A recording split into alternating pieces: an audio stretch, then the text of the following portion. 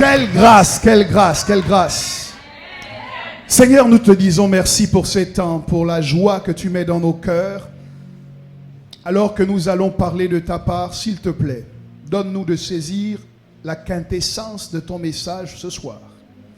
Qu'il y ait un destin qui te rencontre, qu'il y ait une vie qui te rencontre et qu'il y ait une transformation radicale qui s'ensuive dans le nom de Jésus-Christ de Nazareth. Que tout ce qui ne te glorifie pas et qui a été mobilisé contre ces temps soit déprogrammé, anéanti et annulé dans le nom de Jésus. Nous expulsons de ce lieu tout esprit qui ne te glorifie pas et nous ramenons toute pensée captive à l'obéissance de ta parole dans le nom le plus merveilleux qu'un homme puisse prononcer. J'ai cité le nom de Jésus. Quelqu'un me donne un bon amen. Et je vous propose, si cela vous est possible, de bien vouloir prendre place quelques instants alors que nous allons nous parler.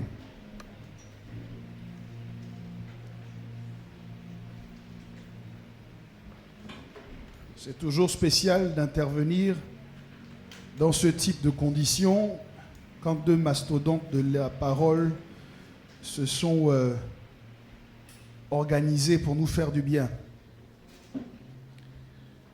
Je disais tout à l'heure, j'aurais pu m'organiser aussi différemment, peut-être pour que mon billet soit avancé après le deuxième jour. Comme ça, je rentrais tranquillement.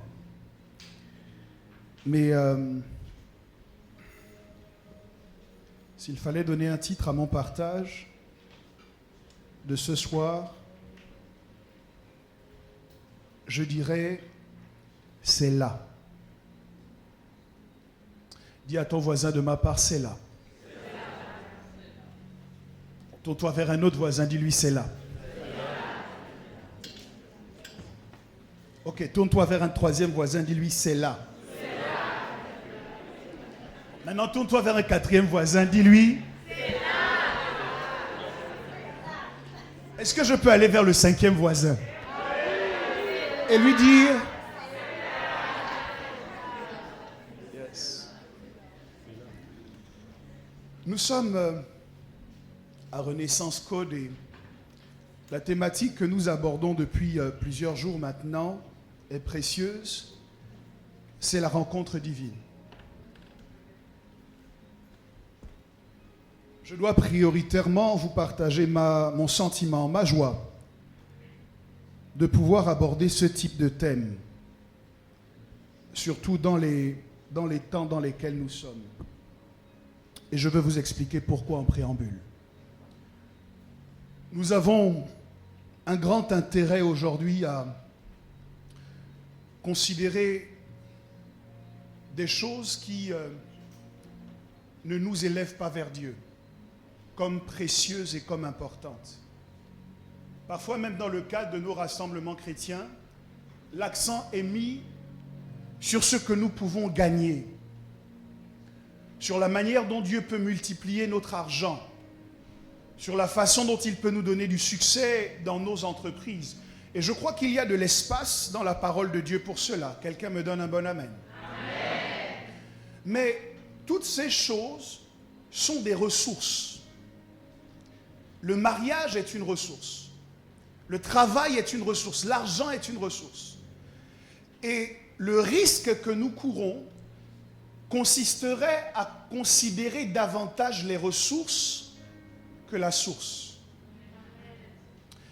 Et lorsque nous disons rencontre divine, la raison pour laquelle cela réjouit mon cœur, c'est que notre objectif pendant ces temps est de nous focaliser non pas sur notre argent, non pas sur notre bien-être matériel, mais nous sommes d'accord de déconsidérer toutes ces choses pour focaliser notre attention sur la personne de Jésus-Christ. Avant que d'aller plus loin, je sais que ça a été fait, mais si je ne le fais pas moi-même, je risque d'avoir des problèmes. Je vous transmets les salutations de ma merveilleuse épouse, le pasteur Shirley Dorego, mon épouse depuis plus de 14 ans maintenant. Comme votre pasteur l'a fait avant, j'étais en train de me dire, bon, est-ce que je le fais ou je ne le fais pas, mais c'est mieux que je le fasse moi-même. Et elle aurait dû être avec moi, mais bon, je pense que ce n'est que partie remise et que bientôt vous l'aurez avec vous ici. Bon, je n'ai pas aimé ton amen. Ça, c'est un amen qui me donne envie de garder ma femme avec moi là-bas. Alors, je vous propose, puisque nous avons décidé de penser rencontre divine et de parler rencontre divine, d'ouvrir avec moi vos Bibles en Exode chapitre 25 au verset 22.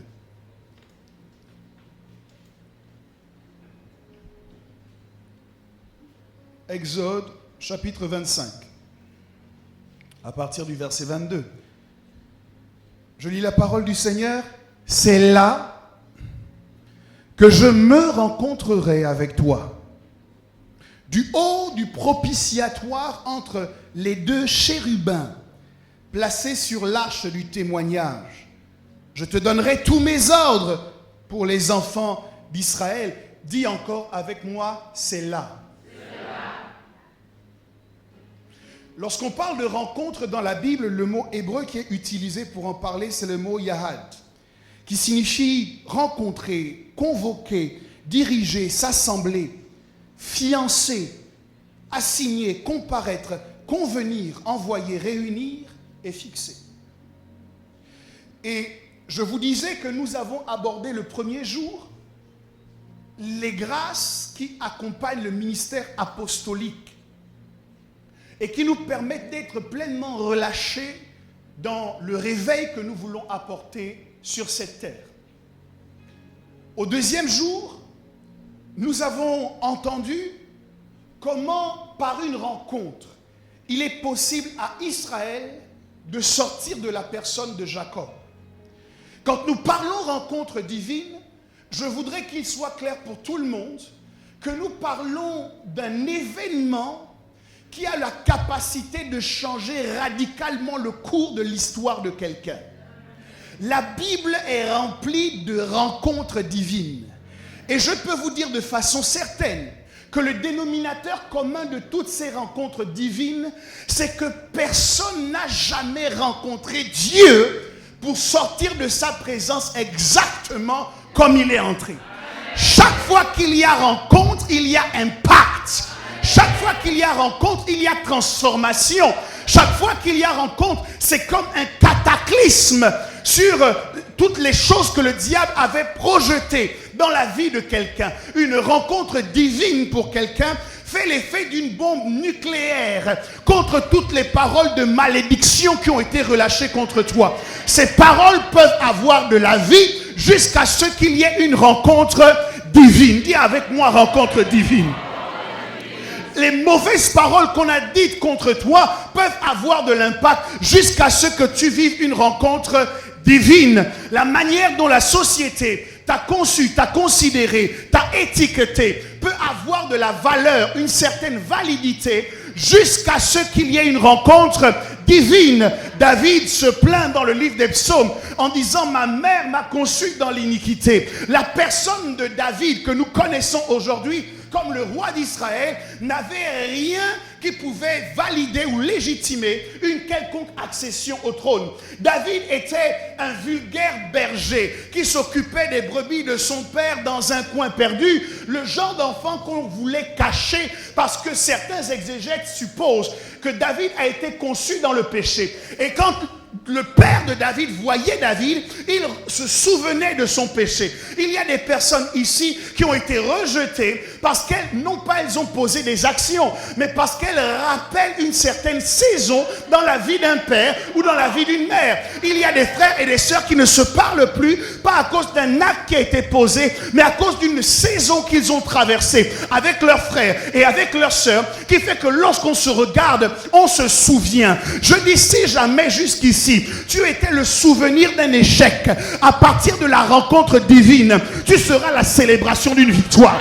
Je ne sais pas s'il y a un homme, une femme qui m'entend ce soir. Est-ce qu'on peut donner un peu de volume à mon micro, s'il vous plaît? Je suis en train de dire ceci. Quelle que soit la manière dont on t'a considéré, à partir du moment où il y a rencontre divine, il y a un réalignement de destin. Abraham est passé de la stérilité à la fécondité parce qu'il a fait une rencontre divine. Sous les chaînes de Mamré, la Bible dit, Dieu lui a parlé en lui disant, l'année prochaine, à la même époque, ta femme Sarah t'aura enfanté un fils. À cause d'une rencontre divine, cet homme qui était déconsidéré et moqué parce que son héritage irait entre les mains de son esclave, cet homme a vu son destin changer à cause d'une rencontre divine. Dis encore avec moi, rencontre divine. Il y a un avantage extraordinaire à rencontrer Dieu. Il y a un potentiel de transformation lorsque nous rencontrons Dieu. On vous a parlé hier de Jacob qui a été changé lorsqu'il a rencontré Dieu. Mais si je vais dans la Nouvelle Alliance, je me rends compte que Jésus n'a pas fait autre chose que de rencontrer les gens. Et en les rencontrant, Jésus les changeait. Je me souviens quand il a vu Matthieu, un escroc, puisqu'on disait que les collecteurs d'impôts augmentaient volontairement le montant des impôts qu'ils percevaient pour garder une partie sous le coude. Et donc quand Jésus voit ce collecteur d'impôts et qu'il lui dit, viens et suis-moi, en se levant, il abandonne tout ce qui constituait son identité jusque-là. Le voleur devient un gagneur d'âme. Le pécheur qui était Pierre devient une colonne de l'église. Le meurtrier qui était Paul devient un gagneur d'âme et l'un des apôtres les plus majeurs du Nouveau Testament à cause d'une rencontre divine. Alors ce qui m'intéresse ce soir, ce n'est pas ce que tu as fait par le passé, parce que je sais que tu es en train de le rencontrer. Depuis que le premier jour de cette conférence a commencé, depuis le deuxième jour, alors que nous sommes au troisième jour, je dis tu es en train de faire une expérience nouvelle avec le Seigneur qui va remettre dans le grenier toute ta vie passée. On ne se souviendra plus de ce que tu as fait. Et même ceux qui essaieront de dire, mais il était comme ça, on va venir taper sur sa bouche en disant, ne dis plus ça, parce que ça c'était avant. Le passé est passé. Il a rencontré quelqu'un qui a effacé le souvenir de ses échecs et de ses transgressions passées grâce à une rencontre.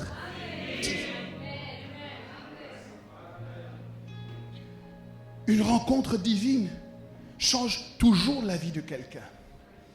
Mais si l'on vous a dit ce qu'une rencontre divine fait, je veux focaliser mon attention aujourd'hui sur une exigence majeure de la rencontre. Quand il y a rencontre, quelque chose se passe. Mais pour qu'il y ait rencontre, il faut que quelque chose se fasse. La Bible dit dans le livre d'Exode, dans le texte que je viens de vous lire, que Dieu précise, c'est là que je me rencontrerai avec toi. Ça veut dire qu'il est impossible qu'il y ait rencontre s'il n'existe pas un lieu défini pour la rencontre. Il faut au moins deux choses pour qu'il y ait rencontre. Il faut deux parties qui sont d'accord de se rencontrer et il faut un lieu qui est convenu pour qu'il y ait rencontre.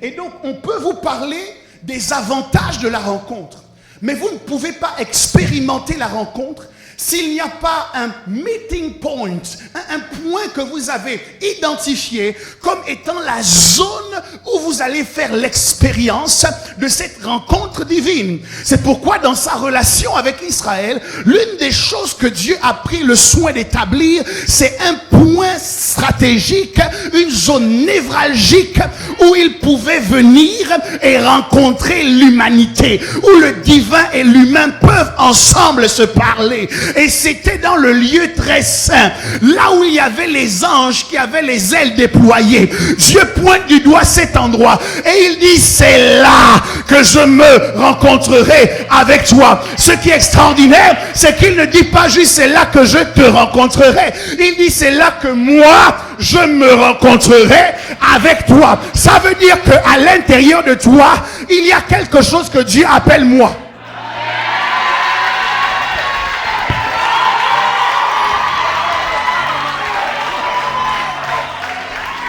À l'intérieur de Moïse, il y a quelque chose. Quand Dieu voit la chose, Dieu ne voit pas Moïse, mais Dieu se voit à l'intérieur de Moïse. Il dit donc, quand je viens à ce point de rencontre, je ne viens pas rencontrer Moïse, mais je viens me rencontrer à l'intérieur de Moïse.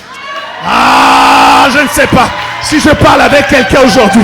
Il y a à l'intérieur de chacun d'entre nous une partie que notre père et notre mère peuvent reconnaître. Mais il y a une partie qui ne dépend pas de Dieu. Parce que cette partie vient directement de Dieu. Donc il y a des choses que l'enfant fait parfois. Le père dit, mais je ne sais pas où est-ce que tu es allé chercher ça. La mère dit, moi je ne me reconnais pas dedans. À partir d'aujourd'hui, tu pourras leur répondre. Ce que j'ai ne vient pas de la terre. Ce que j'ai ne vient pas de sous la terre. Ne vient pas des mers. Mais ce que j'ai vient d'en haut. Car à tous ceux qui l'ont reçu, à ceux qui croient en son nom, elle a donné le pouvoir de devenir enfants de Dieu, lesquels sont nés ni du sang, ni de la volonté de la chair, ni de l'homme, mais ils sont nés de... Dis à ton voisin, c'est là. Oh, je ne t'entends pas dire un autre, c'est là que je me rencontrerai avec toi. Et est-ce que tu peux voir ton voisin différemment? Tu vois un être humain, tu vois un homme, tu vois une femme. Mais laisse-moi te dire ce que tu ne vois pas. À l'intérieur de lui, il y a Dieu qui réside. Et à l'intérieur d'elle, malgré ses échecs, malgré les péchés qu'elle a pu faire, malgré les privations, malgré les tribulations, malgré les persécutions, malgré les murmures, malgré les attaques, malgré les combats, et c'est là que je me rencontrerai avec toi. Est-ce que tu peux taper dans la main de ton voisin? Dis-lui, Dieu va se rencontrer avec toi. Dieu va se rencontrer.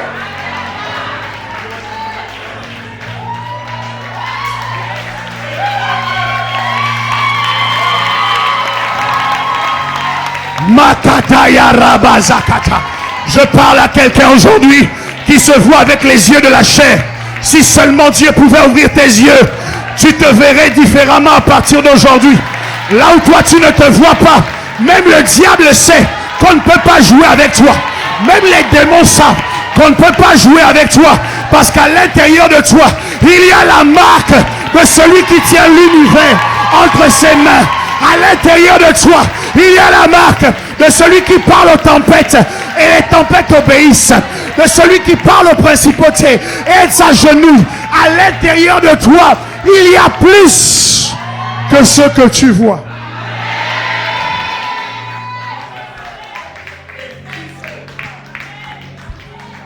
Ok. Ok. Veuillez vous asseoir. Il faut au moins que je finisse mon introduction. Ce que je veux faire ce soir, c'est vous raconter une histoire. Non pas l'histoire des rencontres divines, mais l'histoire des lieux de rencontres divines. Je comprends quand je parcours ma Bible avec cette idée en perspective qu'il y a un historique des efforts qui sont consentis par Dieu dans toute l'histoire de l'humanité pour avoir une zone de rendez-vous avec l'homme. Quand je regardais l'histoire de la création du monde, et notamment le jardin d'Éden que Dieu a planté, j'y voyais uniquement un épisode de la création. Mais aujourd'hui, je vois les choses différemment. Parce que je considère que le jardin d'Éden n'était pas juste une étape de la création. Mais que quand Dieu plante le jardin et qu'il met l'homme dans le jardin, il identifie le jardin comme un lieu où il peut venir se déplacer le soir et rencontrer l'homme qu'il a créé pour discuter avec lui. Ça veut dire que la première chose que Dieu crée sur la terre est une zone de rencontre entre l'homme et lui. Parce que Dieu tient à se rencontrer avec nous et il sait qu'il est impossible qu'il y ait rencontre s'il n'y ait pas un lieu pour la rencontre. Est-ce que quelqu'un veut expérimenter une rencontre divine? Tu comprends qu'il ne peut pas y avoir de rencontre s'il n'y a pas de lieu. Alors je veux t'aider à établir clairement le « c'est là ». Il y a dans l'architecture de cette zone de rencontre deux choses que je veux porter à votre attention. Le jardin d'Éden est bâti sur deux piliers. Le premier pilier, c'est que l'homme qui est à l'intérieur du jardin doit le cultiver et doit le garder. Le deuxième pilier, c'est que dans le jardin d'Éden, il y a un rapport hiérarchique entre l'homme et tous les animaux, qui fait que Dieu va emmener les animaux devant l'homme pour que l'homme leur donne le nom qu'il choisit. Dit comme ça paraît anodin. Mais ce qui s'est passé, c'est que l'homme a finalement péché et a été expulsé du jardin. Le jardin qui était le premier site de rencontre que Dieu avait planté. L'homme a été chassé du jardin, premièrement parce qu'il n'a pas su garder le jardin. Ce que je veux dire par là, c'est que le fait que le diable puisse utiliser le serpent pour pouvoir séduire sa femme est clairement quelque chose qui indique une carence au niveau de la protection que l'homme devait exercer sur le jardin. C'est lui qui avait vu tous les animaux venir. C'est lui qui les avait nommés. C'était à lui de surveiller le jardin pour que ce type de choses n'arrive pas. Et quand l'homme est expulsé du jardin, il y a un renversement de circonstances qui fait que désormais, lorsque le lion voit l'homme, le lion ne voit plus son maître, mais le lion voit un gibier. Il y a eu un changement de rapport entre l'homme et les animaux à partir du moment où l'homme sort du jardin. Qu'est-ce que ça nous apprend? Je ne me serais pas appesanti dessus si je ne me rendais pas compte que dans son processus pour reconstruire un site de rencontre entre Dieu et lui, entre l'homme et lui, Dieu va ramener l'homme après la chute dans une situation où les animaux vont de nouveau devoir s'approcher de lui. Je suis en train de vous parler de l'arche de Noé. Ça fait des années, des siècles que l'homme a été expulsé du jardin. Et Dieu réfléchit en disant, je veux rencontrer l'homme de nouveau. Je veux rétablir un site où je peux rencontrer l'homme. Et dans le processus de cette reconstruction d'une zone de rencontre, Dieu estime que la première étape doit consister à rétablir la position hiérarchique que l'homme a vis-à-vis des animaux. Donc, Dieu va donner instruction à l'homme, Noé, de bâtir une arche. Notez que dans le premier épisode d'Éden, l'homme n'a pas participé à la construction d'Éden. Le problème, c'est que lorsque vous n'avez pas participé à la construction de quelque chose, vous aurez du mal à garder cette chose avec la même ferveur et la même vigueur que si vous aviez participé à la construire. Je pense que l'une des raisons pour lesquelles Adam échoue à garder le jardin, c'est parce que Adam est arrivé dans un jardin tout compris. Tout était là. Et donc il n'avait rien à défendre parce qu'il ne comprenait pas la valeur de chaque chose. Et dans le processus de reconstruction, Dieu ne va pas refaire la même chose. Il ne bâtira pas l'arche à la place de Noé. Il va donner les instructions à Noé pour que Noé construise l'arche. Quelqu'un me suit? Pasteur Anthony, je souhaite te parler devant l'Assemblée. Il y a un risque que tous les pasteurs connaissent. Ce risque, c'est de construire l'église seule. Ce risque, c'est d'être la pierre angulaire choisie précieuse qui permet à l'église de se construire et de se développer. Beaucoup de pasteurs n'ont pas de vie. Tout leur argent, ils l'injectent en permanence dans l'église. Parce qu'ils considèrent de cette manière remplir leur mission qui consiste à bâtir un temple pour Dieu. Mais depuis le jardin d'Éden, il y a une règle qui a été établie. C'est que toutes les personnes qui ne participent pas à la construction de l'œuvre sont des personnes qui risquent de participer à la destruction de l'œuvre.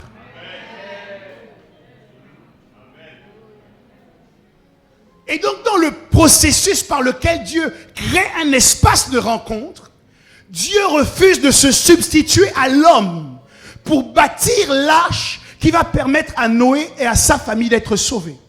De la même manière, dans le processus de construction de l'église, le pasteur doit refuser de se substituer à tous les membres de l'église parce que chacun doit apporter sa contribution à la construction de l'édifice.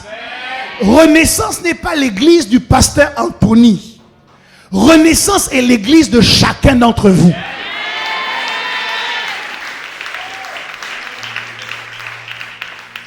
C'est bien que tu acclames. D'ailleurs, je pense que tu peux acclamer plus que ça.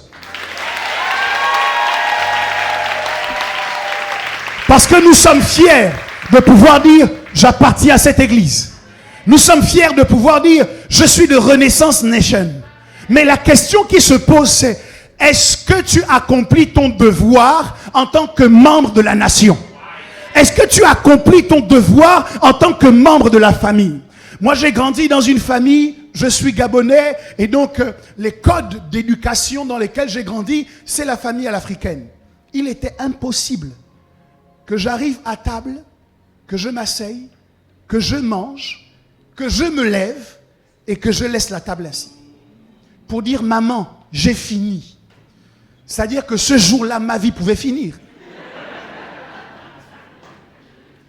Ok, le problème, alors je ne sais pas comment ça se passe en Guadeloupe dans le cadre de l'éducation, mais vous ne pouvez pas venir à l'église, vous asseoir, manger, vous lever, partir et dire, pasteur, j'ai fini de manger. Est-ce que je parle à quelqu'un en ce lieu?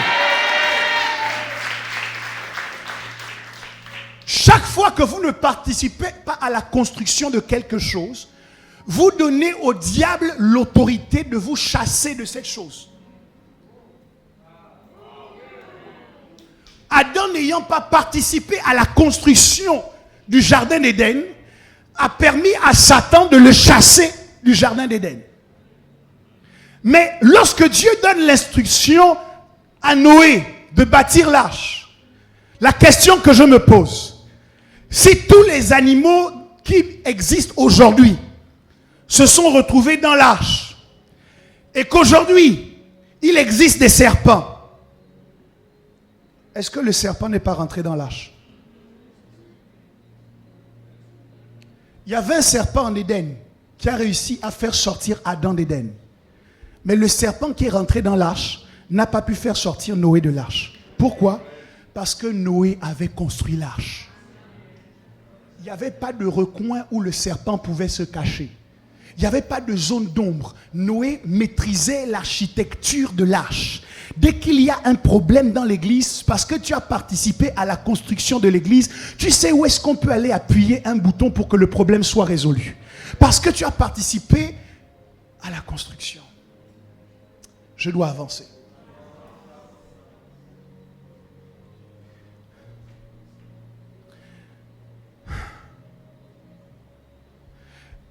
De la même manière qu'en Éden, Dieu a fait avancer les animaux vers Adam, pour qu'il leur donne un nom. De la même manière, à la construction de l'arche, ce n'est pas Noé qui est sorti pour aller chercher les animaux. Mais les animaux se sont présentés à Noé par couple. Et là, Noé n'a pas eu à leur donner un nom, mais il a eu à identifier quels étaient les animaux purs et quels étaient les animaux impurs. Ça veut dire que implicitement, au moment de la construction de l'arche, Dieu redonnait à l'homme l'autorité qu'il devait avoir sur le genre animal. Les animaux, pour leur salut, étaient obligés de se soumettre à l'homme une nouvelle fois. Qu'est-ce que ça nous apporte dans le travail que nous faisons?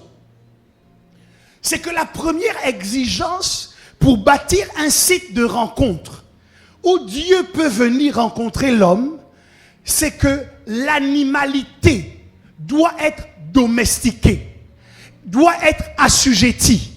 Si les animaux sont au-dessus des hommes, Dieu estime que l'environnement n'est pas favorable à ce qu'ils viennent. L'apôtre Paul nous apprend qu'il y a un type d'homme qu'on appelle l'homme animal. Et ce que Dieu nous dit, c'est que si vous voulez que je vous rencontre, vous devez reprendre autorité sur l'homme animal. Vous devez reprendre autorité sur tout ce qui est chair. Vous devez reprendre autorité sur tout ce qui est œuvre de la chair pour bâtir un espace de rencontre où Dieu puisse venir et se sentir à l'aise de parler avec vous. Dieu n'est pas à l'aise lorsque c'est l'homme animal qui dirige. Dieu n'est pas à l'aise lorsque ce sont nos émotions qui dirigent. Dieu n'est pas à l'aise lorsque ce sont nos sens qui dirigent. Dieu n'est pas à l'aise lorsque tu peux décider de ne pas servir parce que quelqu'un t'a mal regardé, parce que quelqu'un t'a frustré, parce que quelqu'un a mal parlé. C'est encore l'homme animal qui réagit.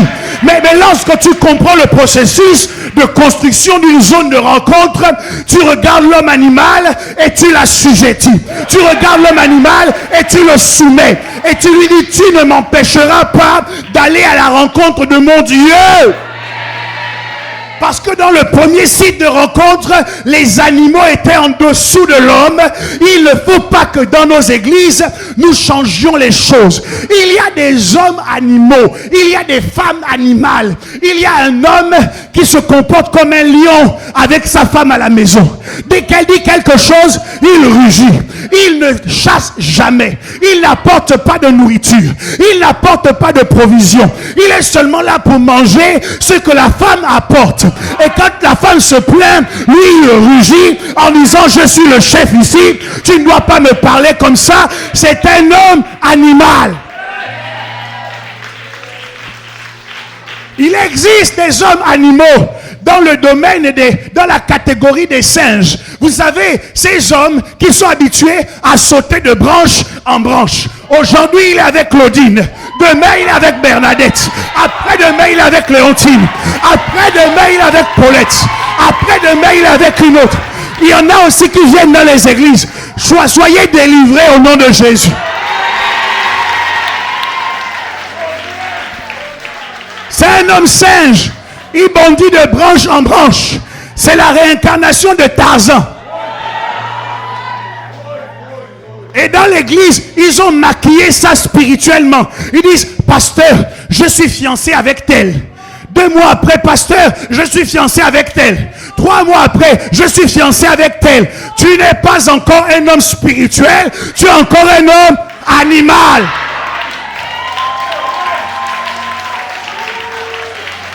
Et pour que Dieu puisse te dire, c'est là que je me rencontrerai avec toi, il faut que l'animalité soit assujettie. Il y a aussi des femmes animales.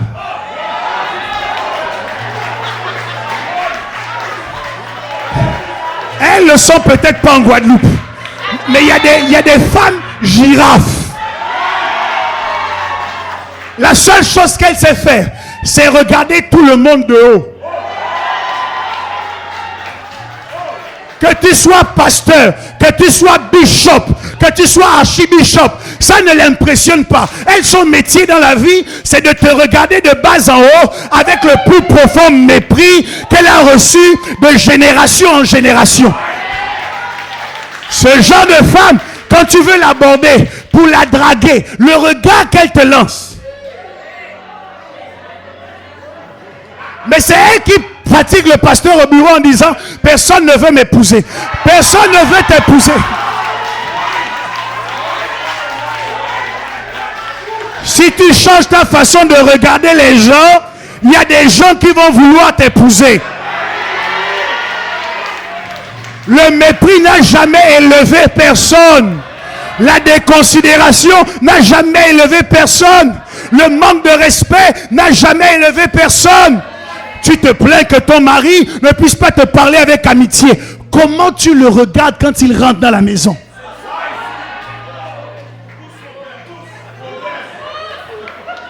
Tu ne peux pas vouloir qu'il soit gentil avec toi, alors que quand tu le regardes, il a l'impression qu'il est la cause de tous tes malheurs dans ta vie. Pourquoi je suis allé avec lui? Si seulement j'avais choisi l'autre là. L'autre là, ma vie aurait été différente. Et tu ne le dis pas, mais il le lit dans ton regard. Pour que Dieu puisse dire, c'est là. Il faut que l'animalité soit assujettie. Est-ce qu'il y a un membre de Renaissance? Est-ce qu'il y a un fils, une fille de la maison qui refuse que les animaux prennent le pouvoir? Je prophétise qu'il y a des hommes spirituels dans cette église. Je prophétise qu'il y a des femmes spirituelles dans cette église au nom de Jésus-Christ. C'est pour ça que il y a quelque chose qui m'a choqué, pasteur Anthony. J'ai découvert que dans le lieu très saint, aucun animal ne rentre. Je vais le dire autrement. Dans le lieu très saint, le seul moyen pour un animal de rentrer là-bas, c'est d'être mort. Avant d'arriver au lieu très saint, le sacrificateur tue d'abord l'animal. Et quand Noé sort de l'arche, la première chose qu'il fait, c'est qu'il tue d'abord des animaux. Pourquoi? Parce que pour que Dieu puisse dire, c'est là. Il faut que l'homme spirituel ait repris autorité sur tout ce qui est charnel, tout ce qui est œuvre de la chair. Les murmures, les critiques, l'hypocrisie, la jalousie, l'impureté, l'impudicité, la débauche. Tout cela doit être banni de cette maison pour que Dieu puisse dire, c'est là.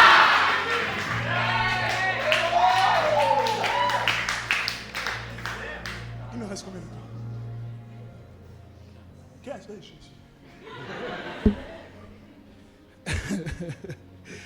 Ah, Dieu d'Israël. Mon problème, c'est que lorsque les hommes sortent de l'arche, ils vont se lancer dans un autre processus de construction. Je passe à Genèse 11.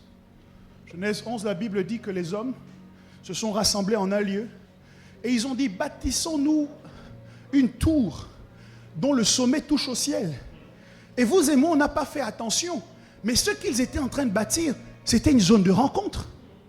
Leur objectif, c'était de rencontrer Dieu.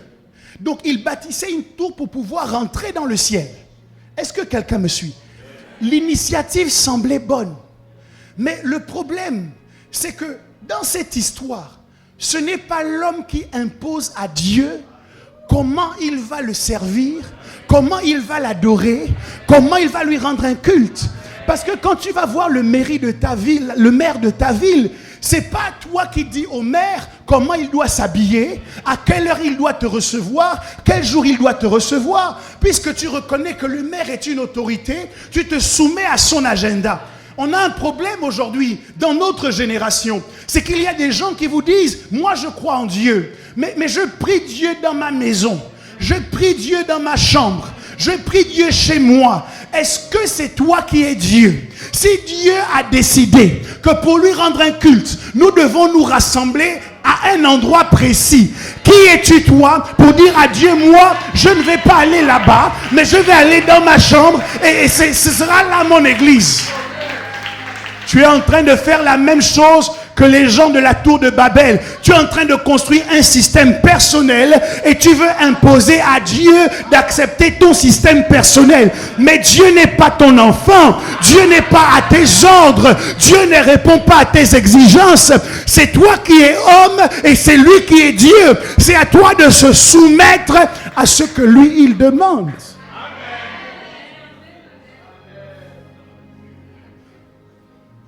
Nous imposons beaucoup de choses à Dieu.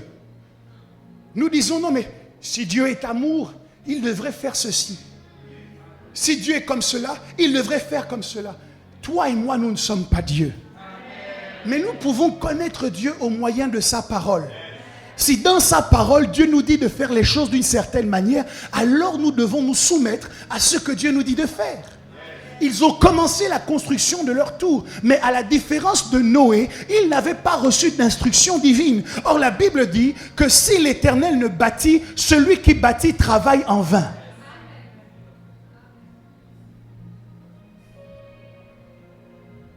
C'est pour cette raison que Dieu va juger ces tours. Il va dire, je ne permettrai pas que les hommes s'invitent chez moi et m'imposent leur façon de faire.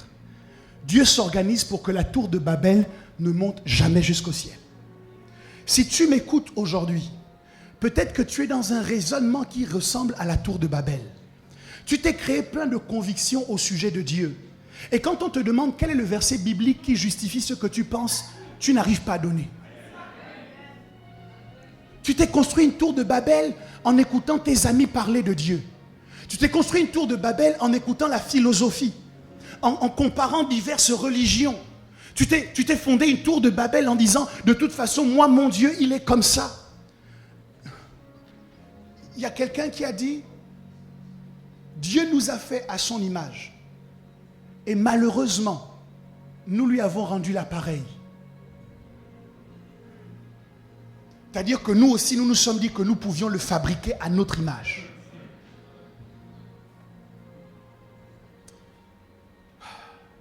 Dis à ton voisin, la tour de Babel, ça ne marche pas. Donc Dieu a dit, c'est pas là. Je suppose que pour la tour de Babel, on a mis de l'argent. Dieu a dit, c'est pas là. Les gens se sont mobilisés. Il y avait des architectes, il y avait des ouvriers, il y avait tout type de personnes qui se mobilisaient pour que cette vision voie le jour. Mais quand Dieu a regardé, Dieu a dit, c'est pas là. Parce que ce n'était pas conforme à l'instruction que lui, il voulait donner.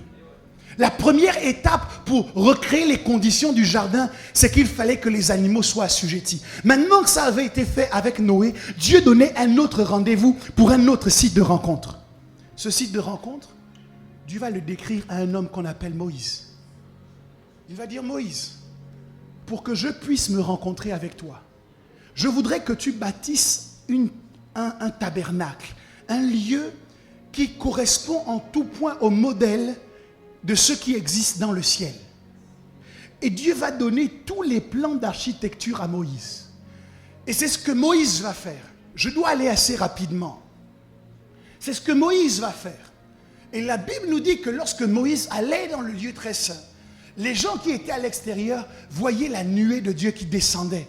Et Dieu s'entretenait avec Moïse. Le point de rencontre qui avait été perdu en Éden commençait à être retrouvé dans l'ancienne alliance à travers le tabernacle. Il y avait un point que Dieu pouvait identifier en disant, c'est là que je me rencontrerai avec toi. Et à la différence du jardin d'Éden, ce temple-là avait été bâti par les hommes, sous instruction de Dieu. Ça veut dire que même quand Israël a péché, jamais Dieu n'a chassé Israël du tabernacle. Pourquoi? Parce que Dieu ne te chasse pas de ce que tu as construit. Je dois dire ça autrement. Je dois dire ça autrement.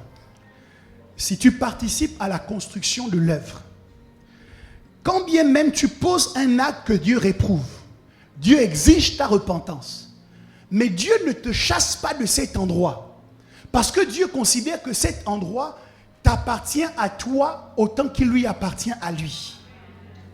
Il a pu chasser Adam du jardin d'Éden parce que ça n'appartenait pas à Adam.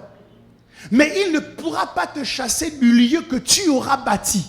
Il ne pourra pas te chasser de l'endroit que tu auras contribué à construire parce qu'il identifie ta propriété sur cet endroit. Ok. Mon problème, c'est que quand David va identifier qu'il habite dans des palais et que Dieu réside sous une tente, David va choisir d'élever un temple à la gloire de Dieu. Samuel lui dira, ce n'est pas de ton vivant que cela sera fait, c'est ton fils après toi qui le fera. Le temple de Salomon a donc été érigé. La Bible dit que la gloire de Dieu était tellement forte que les sacrificateurs n'ont même pas pu rester dans le temple le jour de l'inauguration. Et moi, j'aurais aimé que ce temple subsiste jusqu'à nos jours. J'aurais aimé, lorsque le pasteur Anthony dit « rencontre divine », que nous puissions tous nous donner rendez-vous dans ce temple-là, dont Salomon a dit « Seigneur, quelle que soit la personne, quelle que soit son origine, quelle que soit la nation d'où elle vient, permets que chaque fois que quelqu'un viendra des quatre coins du monde pour venir te demander quelque chose en ce lieu, que ce quelque chose lui soit accordé. » Mais le temple de Salomon a été détruit.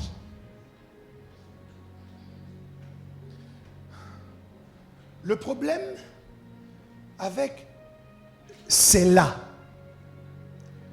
c'est que demain, ça peut ne plus être là. Ok. Si vous vous rappelez, depuis que vous êtes chrétien, je suis sûr que vous avez déjà rencontré Dieu. Je suis sûr que tous autant que vous êtes, si vous avez déjà accepté Jésus, vous avez déjà eu l'opportunité d'expérimenter quelque chose de la part du Seigneur. Le problème, ce n'est donc pas l'existence de la rencontre divine. Le problème, c'est que chaque fois qu'on rentre dans le lieu où on rencontre Dieu, quelque chose se passe après pour qu'on en sorte. Dans le jardin d'Éden, le serpent est entré pour que l'homme sorte. Dans l'arche de Noé, puisque les eaux avaient baissé, Noé a dû sortir. Dans le tabernacle, David a considéré qu'on devait faire quelque chose de plus grand pour Dieu. On est sorti du tabernacle, on est rentré dans le temple. Mais même du temple, on a été expulsé du temple parce que des ennemis de la nation d'Israël sont venus et ont mis le temple à sac. Mon problème aujourd'hui, ce n'est pas d'identifier c'est là. C'est de transformer c'est là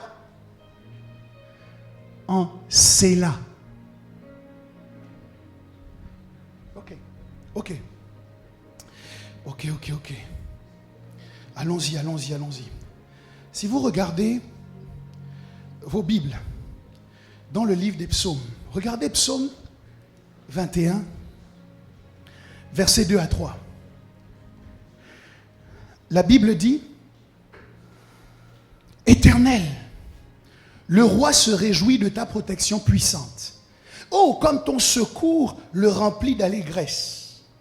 Tu lui as donné ce que désirait son cœur, et tu n'as pas refusé ce que demandaient ses lèvres. » Et puis généralement, vous vous arrêtez là. Ce qui m'intéresse, c'est ça. Vous lisez avec moi? Ok. Aujourd'hui, dans nos églises, on connaît Alléluia, on connaît Amen. Mais il y a très peu de mots aussi utilisés dans la Bible, c'est-à-dire qui dépassent en nombre d'utilisations Alléluia, Amen, que le mot que vous voyez là, qui a été traduit dans nos Bibles par pause. Je vous donne un autre exemple, psaume 24, verset 6.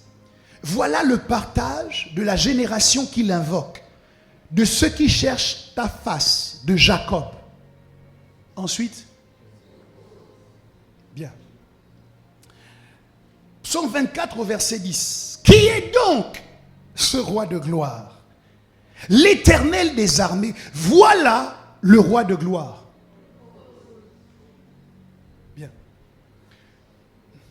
Je dois vous dire que la traduction pause est une traduction qui est largement discutée. Dans la version King James, à la place de pause, c'est écrit Selah. S-E-L-A-H. Et le problème avec Selah, c'est que les gens ne savent pas ce que ça veut dire. C'est un mot mystérieux. Ils savent ce que veut dire Alléluia, ils savent ce que veut dire Amen, mais ils ne comprennent pas ce que veut dire Selah. Je suis là ce soir pour transformer Selah en Selah. Il y a cependant des pistes d'analyse de Selah. Il y a certains qui disent que Selah signifie pour l'éternité ou à jamais. Il y a d'autres qui disent que Selah était une note de musique mystique. C'est une note de musique qui avait la capacité de suspendre l'atmosphère entre le ciel et la terre. À un moment donné où on jouait un chant et on disait quelque chose, le psalmiste pouvait poser cette note et l'atmosphère qui était dans la salle était suspendue par la note Selah. Mon problème n'est pas que les gens n'ont pas rencontré Dieu. C'est qu'après avoir rencontré Dieu, ils n'ont pas transformé le Selah en Selah. Et ce soir à Renaissance, nous avons besoin de transformer le Selah en Selah. Parce que le Selah te permet de fixer l'atmosphère dans ces moments prophétiques où tu es certain que Dieu est dans la place, où tu entends le mouvement des anges, où tu t'apprêtes à voir des choses surnaturelles. Le risque, c'est que tu sortes trop vite de cette présence et que tu n'aies pas le temps de faire profondément l'expérience de la présence de Dieu. C'est pourquoi quand tu arrives à cet endroit, tu dois être en capacité de transformer Selah en Selah. C'est-à-dire que tu fixes, que tu congèles, que tu bloques l'atmosphère qu'il y a lorsque le pasteur Anthony monte et qu'il commence à entonner une musique, un chant, qu'il donne quelques notes au pianiste et que tu sens que l'atmosphère est shiftée. Ne pars pas de chez toi sans prendre ta part à emporter. Dans la Shekinah de Renaissance, il y a toujours un plat à emporter. Si tu réussis à transformer le Selah en Selah, tu vas fixer l'atmosphère et quand tu rentres dans ton bus pour partir à la maison, il y a une atmosphère de gloire autour de toi. Quand tu démarres ta voiture pour rentrer, il y a une atmosphère de louange autour de toi. Quand tu rentres dans ta maison, ce n'est pas Selah, mais c'est Selah. L'atmosphère. Oh, merci. Pendant que je suis en train de parler, l'atmosphère est en train de changer. L'atmosphère est en train de changer. Et je suis là afin de t'aider à ne pas simplement être un spectateur, mais être un acteur pour réussir à prendre une photographie. J'aime bien, la photographie fige dans le temps un instant spécifique. Et dans le cadre du Selah, tu peux, dans le cadre de la louange que tu fais monter vers Dieu, de l'adoration que tu fais monter vers lui, tu peux, pendant que tu montes, pendant que tu l'adores, à un moment donné te dire, à ce moment-là, je mets une pause. Non pas pour arrêter ce que j'ai commencé à faire, mais pour suspendre l'atmosphère que j'ai commencé à créer. La première fois que j'ai fait une rencontre extraordinaire avec le Seigneur, c'est après des heures et des heures que j'ai passé dans l'adoration. J'ai commencé peut-être à 19h et aux alentours de 3h du matin, j'ai senti les mains de quelqu'un venir se poser sur moi et commencer à danser avec moi. C'était la première manifestation physique palpable que j'ai expérimentée de la présence de Dieu. L'autre fois, c'est lorsque je travaillais dans une équipe d'évangélisation et que nous passions davantage de temps dans la prière, que mes yeux ont commencé à s'ouvrir et que j'ai commencé à voir des anges, que j'ai commencé à voir des esprits, parfois même des esprits démoniaques. Je veux dire à quelqu'un que ce n'est pas suffisant de faire une rencontre divine en se contentant de quelques réunions dans la semaine. Ce n'est pas suffisant de faire quelque chose de significatif en se contentant d'un programme annuel. Ce n'est pas suffisant. Si vous voulez faire ce type de rencontre, vous avez besoin de suspendre l'atmosphère pour passer davantage de temps dans la présence du Père. Parce que Moïse n'a pas bâclé son temps de rencontre avec Dieu. Il est parti à la montagne. Il y est resté 40 jours. Au point que les enfants d'Israël ont considéré qu'il était mort. Est-ce qu'il y a quelqu'un qui est prêt à passer tellement de temps dans la présence de Dieu qu'on a l'impression que lui-même il est mort? Quand on te provoque, la chose là qui réagissait ne réagit plus. Parce que tu as passé tellement de temps dans sa présence que ceux qui t'ont connu peuvent témoigner qu'en fait, celui qu'on a connu n'est plus là. Parce que tu as accepté de suspendre l'atmosphère. Dis avec moi, c'est là. Est-ce que nous pouvons nous tenir sur nos deux pieds?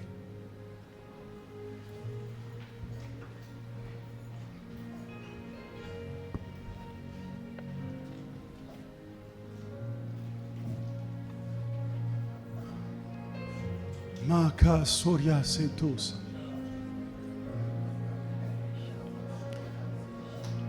Il y a une atmosphère que je te propose de créer maintenant. Élève le nom de Jésus. Crée une atmosphère surnaturelle. Et je te garantis que tu pourras la suspendre pour couler dedans. Elle sera comme une bulle de protection autour de toi. Ce ne sera pas un moment, mais ce sera toute une période de ta vie où tu seras pleinement dans sa présence. Peut-être que tu peux commencer à élever ta voix.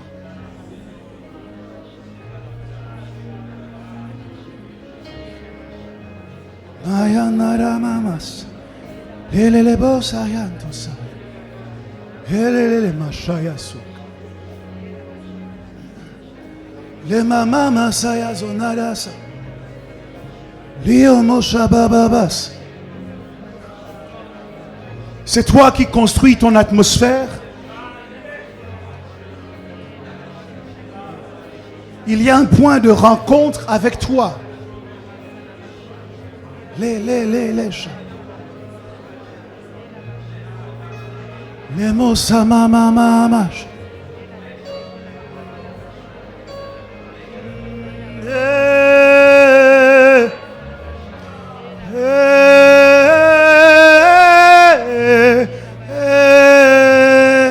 C'est là, c'est là.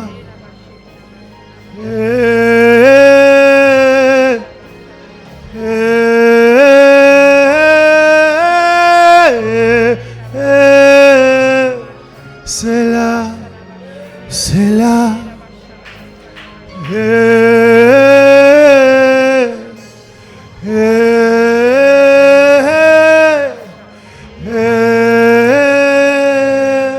C'est là, c'est là. Come on, come on.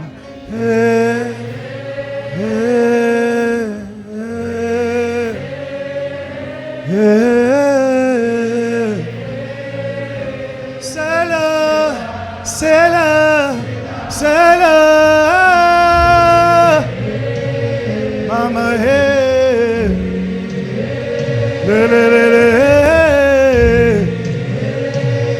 C'est là, c'est là, c'est là, c'est là.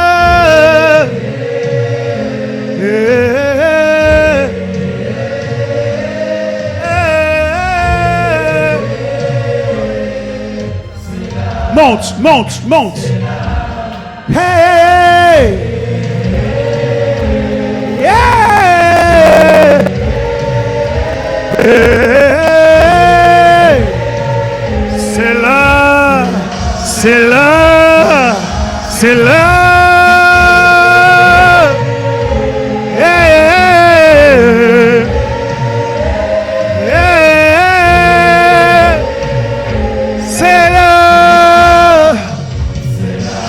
Encore une fois. Hey, hey, hey, hey. C'est là, c'est là. Yeshua,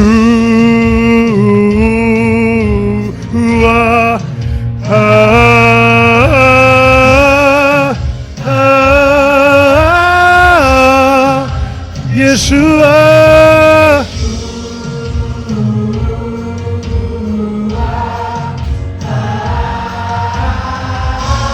C'est là, c'est là.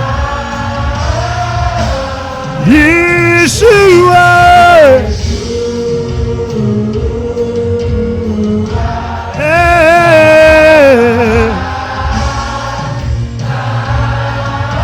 Dis-le de toutes tes forces, Yeshua.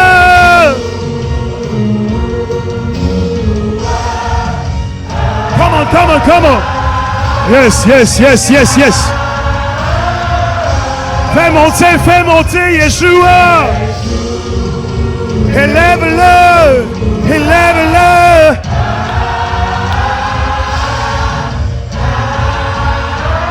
Yeshua, Yeshua, Yeshua, Yeshua.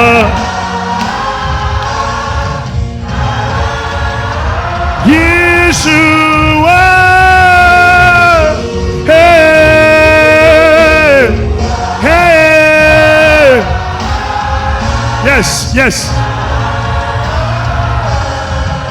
Pendant que la musique continue, j'aimerais que les voix s'élèvent, que tu puisses commencer à parler en langue, dans le but d'empuissanter l'atmosphère.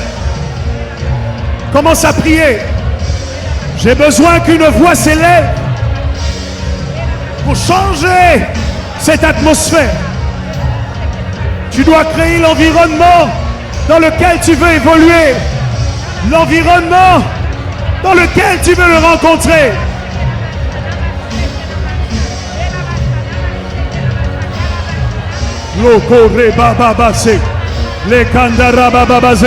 Vas-y, vas-y, vas-y, pousse. Pousse encore, pousse encore, pousse encore. Hey, Sakayandelebos. La mama mama seyendos. Les mama mama hey. La kataya bazandelebos. Yes, Lord.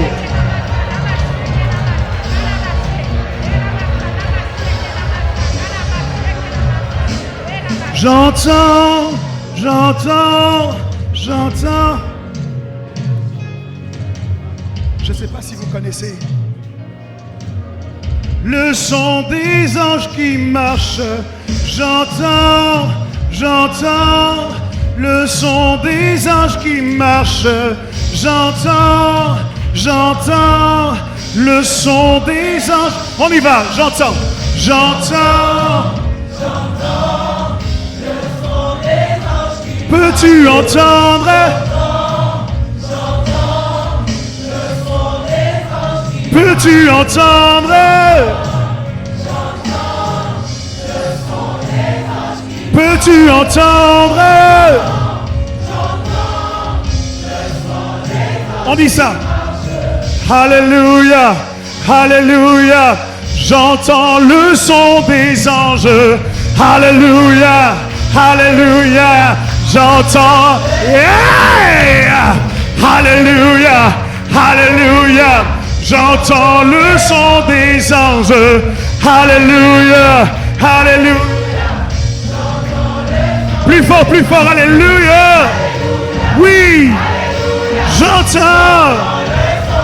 Alléluia, Alléluia. J'entends. Alléluia, Alléluia. Alléluia, Alléluia, Alléluia, Alléluia, Alléluia, Alléluia, Alléluia, Alléluia, Alléluia, Alléluia, Alléluia,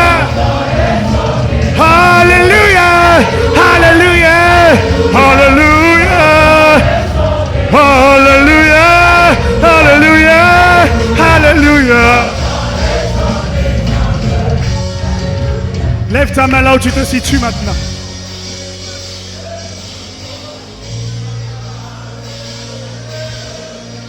L'atmosphère a commencé à changer. Wow, wow, wow, wow, wow. Yes, yes, yes, yes, yes, Lord. L'atmosphère a commencé à changer. Je souhaite simplement que tu reçoives une impactation maintenant, afin que tu puisses conserver le dépôt que tu as reçu. Wow, wow, wow, wow, wow. Esprit de Jésus, je lève ma voix vers toi et je demande que tu tombes sur ces personnes qui sont venues à ta rencontre. Au compte de 3, il y a des personnes qui vont ressentir un poids qui tombe sur eux. N'ayez pas peur, c'est l'agir de Dieu. Il y a une gloire qui est mobilisée pour vous. Je n'ai pas encore commencé à compter, mais déjà l'Esprit est en train de saisir. Shamaya landerebo shakatayaze. Le kabrazagadaраbababaze. Lobobobobobobobo sayada. Vous avez dit rencontre divine. Il y a des anges qui sont en train de circuler dans la salle.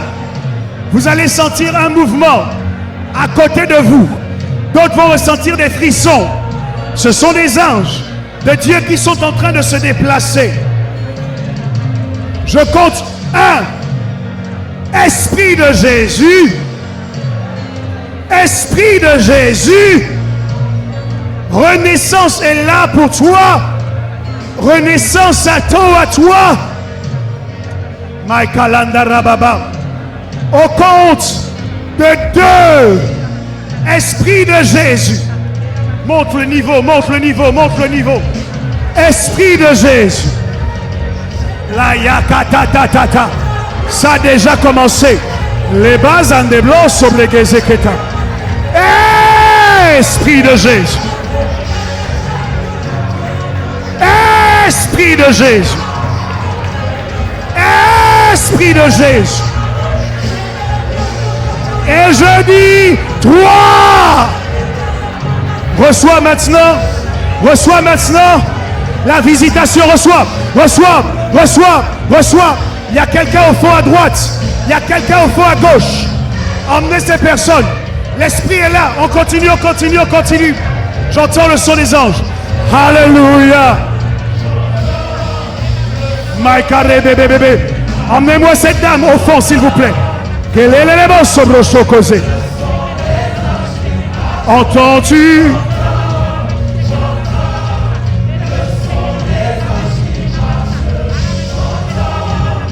Oui, oui, oui, oui, oui, oui. Vas-y, vas-y, vas-y. Pousse encore, pousse encore, pousse encore. L'Esprit de Dieu est là.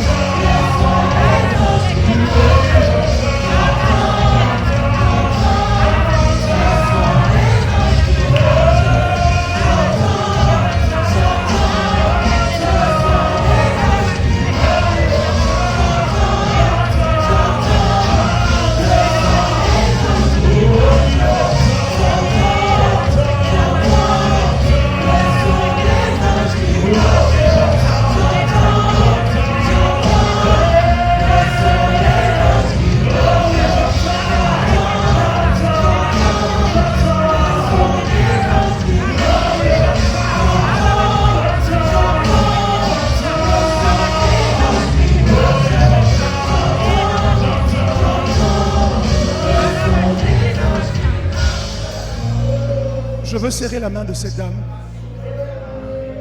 Je n'ai pas le temps de prier pour toutes les personnes que le Seigneur m'a mises à cœur. Je vais avoir besoin de vous pour ça. Je voudrais que tu prennes la main de la personne qui se trouve à ta droite. Et si tu as quelqu'un à ta gauche, prends sa main également. Et tu vas élever ta voix pour la personne qui est à ta droite, en demandant que le Seigneur l'introduise dans une nouvelle dimension de gloire. Je ne compte pas uniquement sur mon onction, parce qu'il y a de l'onction en chacun de vous. Et je voudrais qu'on travaille ensemble ce soir. Alors je voudrais que tu pries. Commence à prier, commence à prier. Il n'y a pas de spectacle. Tu es acteur de la rencontre divine.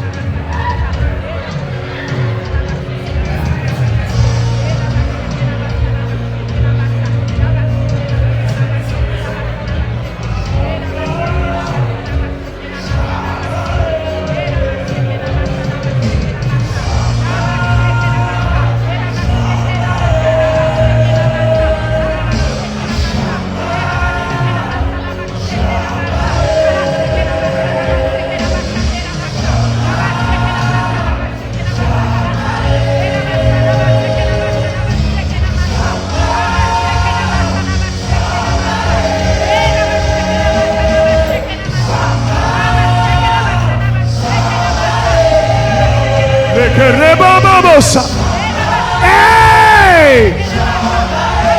L'Esprit de Jésus touche, touche, touche, touche, touche, touche encore, touche encore, touche encore.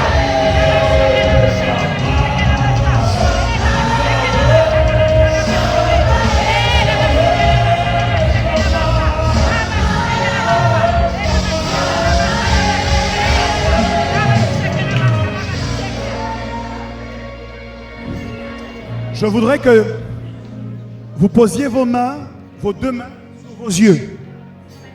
L'Esprit de Dieu m'a dit qu'il y a des yeux spirituels qui vont être ouverts ce soir. Certains d'entre vous, vous allez voir des choses aujourd'hui. Oui, ça a déjà commencé. Vous allez voir des choses surnaturelles. Élisée a prié pour son serviteur. Il a dit, ouvre les yeux de son cœur. Et il a vu l'armée de l'Éternel qui entourait la montagne. Alors que tu es sous le son de ma voix, je déclare au nom de Jésus-Christ que tes yeux spirituels s'ouvrent. Que tes yeux spirituels s'ouvrent. Que tes yeux spirituels s'ouvrent. Que tes yeux spirituels s'ouvrent. Que tes yeux spirituels s'ouvrent. Je déclare et je décrète que tu vas voir. Que tu commences à voir des choses surnaturelles. Que mon Dieu te donne de voir au-delà de ce que les hommes peuvent voir.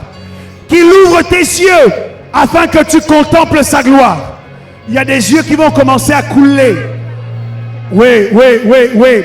Pendant que tu es en train de prier, si tu sens comme des larmes qui sont en train de monter dans tes yeux, j'aimerais que tu t'approches afin que je prie avec toi. Tes yeux sont en train de couler. Je veux que tu t'approches. Oui.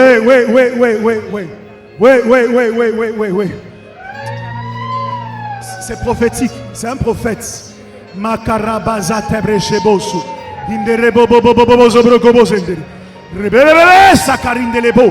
Reçois l'équipement prophétique qui te permet de surfer dans la zone d'influence que Dieu t'a donnée. Reçois l'équipement Dans le nom de Jésus. Maintenant, maintenant, maintenant, maintenant. S'il vous plaît. Il y a d'autres personnes. Venez rapidement, s'il vous plaît.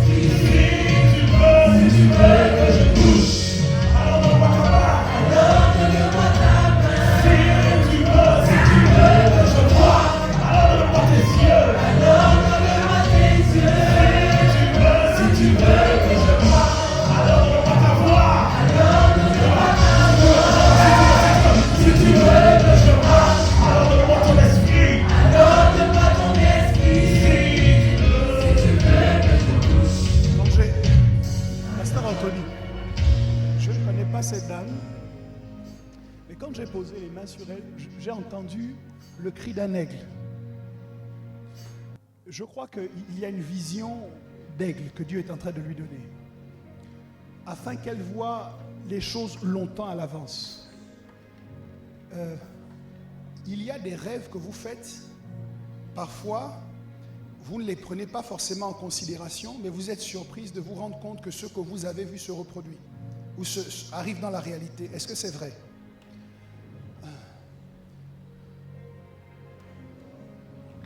Ce que Dieu est en train de me dire, c'est qu'à partir d'aujourd'hui, vous ne devez plus négliger ce que vous voyez. Parce que c'est lui qui vous accorde de voir avant que cela n'arrive. Il y a des choses que vous ne comprenez pas. Vous devrez en parler avec votre pasteur. Lui dire, pasteur, je ne comprends pas, mais j'ai vu ceci, j'ai vu cela, pour que si vous n'avez pas pu interpréter, il sache vous dire ce qu'il y a lieu de faire. Le pasteur Papicho disait hier que nous avons besoin de gens qui voient et qui peuvent prendre position avant que les choses n'arrivent. Vous avez ici à Renaissance cette catégorie de personnes. Et je souhaite que ces personnes-là soient actives dans l'Église. Alors, levez simplement vos mains et je veux sceller cette parole. Levez juste vos mains, s'il vous plaît. Seigneur, je scelle cette faveur que tu as déposée sur elle. Je la confirme et je prie dans le nom de Jésus qu'aucune action de l'ennemi ne nuise à ce don. Dans le nom de Jésus-Christ. Amen. Le temps me manque. J'aurais aimé prier pour chacun de vous, mais je suis véritablement rassuré parce que je sais qu'avec l'apôtre qui est ici, avec le pasteur Papicho, les choses vont bien se dérouler pour la suite. Ce que je voudrais vous dire, juste pour terminer, vous pouvez prendre place. J'ai débordé, hein? Juste ce que je souhaite vous dire, c'est que l'échec d'Adam, ça a été de ne pas savoir garder ce que Dieu lui a donné. Est-ce que vous me suivez?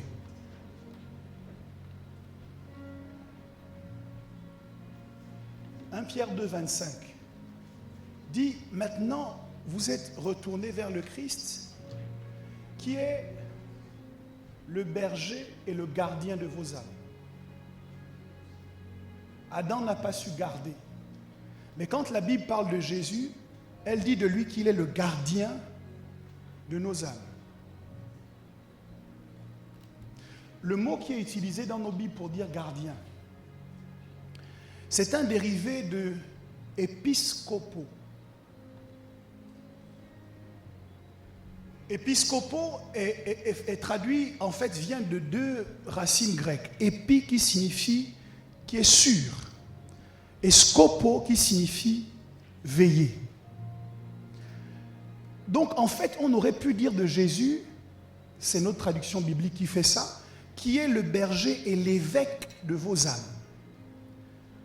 J'ai été surpris de constater que la première mission que Dieu donne à l'homme quand il le met dans le monde, la première mission, avant de l'envoyer pour remplir toute la terre, la première mission, c'est de garder. Est-ce que quelqu'un me comprend? Dieu établit Adam dans le jardin comme évêque.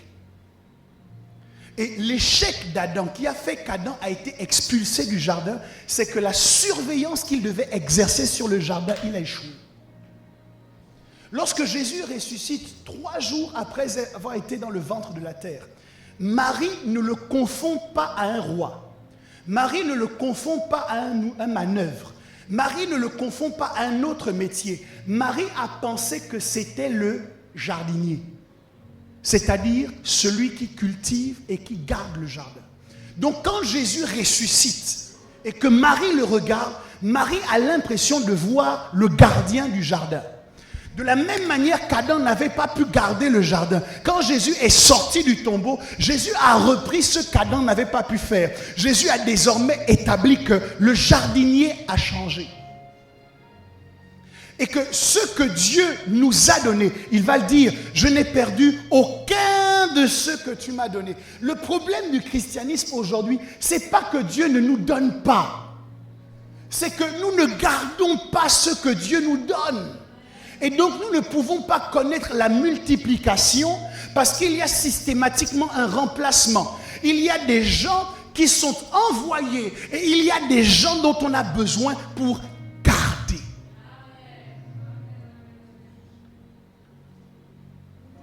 L'apôtre Paul circulait, établissait les églises. Mais à un moment donné, il s'est rendu compte que ça ne suffisait pas d'écrire des lettres et d'envoyer. Il a dit, Timothée, ce que je souhaite, c'est que d'après mes instructions, tu établisses dans chaque ville un épiscopo.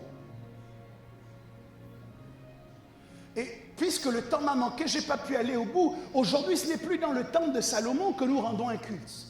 Nous rendons culte à Dieu dans le lieu secret, dans notre cœur. Mais encore une fois, qu'est-ce que la Bible nous dit au sujet de notre cœur?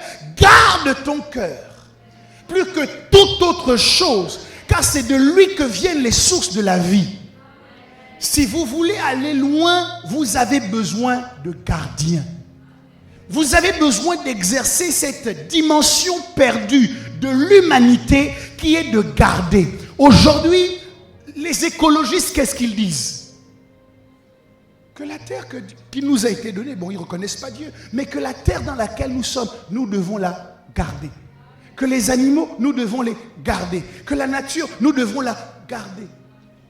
Parce que la première mission de l'homme, c'était d'exercer une mission de surveillance sur ce que Dieu lui avait donné. Depuis le premier jour, le deuxième jour, au troisième jour, il y a des choses que Dieu vous donne. La question que je pose, qu'est-ce que vous avez gardé de la conférence de l'année dernière? Qu'est-ce que vous avez gardé du culte d'il y a 3 semaines? Et qu'est-ce que vous allez garder de cette conférence? Je suis heureux de constater que dans nos églises, nous avons des pasteurs, des évangélistes, des docteurs, des hommes de miracles, nous avons des apôtres. Mais la fonction d'évêque qui consiste à garder, à surveiller ce que Dieu nous a donné est quelque chose qui doit revenir dans nos cœurs. Parce que tant que nous ne saurons pas garder ce que Dieu nous donne, nous ne pourrons pas connaître d'ajout et de multiplication. J'en ai fini. Que Dieu vous bénisse.